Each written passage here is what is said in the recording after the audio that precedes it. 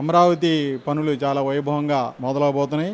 మరలా కొత్తగా పునఃప్రారంభం ప్రధానమంత్రి మోడీ గారి చేతుల మీదే మళ్ళీ జరగడం అంటే రాజధాని రైతులుగా మేము ఎంతో సంతోషం వ్యక్తం చేస్తున్నాం.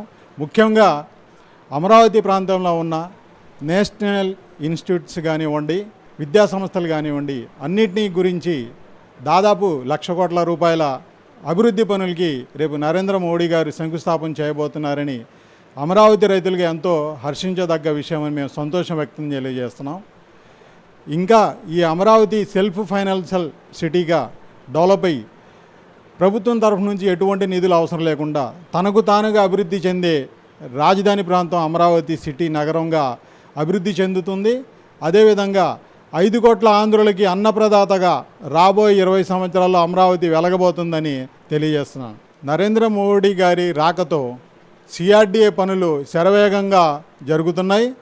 E6 రోడ్డు కానీ, E9 రోడ్డు కానీ ట్రాఫిక్కి అంతరాయం కలగకుండా సిఆర్డీఏ వారు శరవేగంగా రోడ్లు మొత్తం యుద్ధ ప్రాతిపదికన మొదలుపెట్టడం జరిగింది.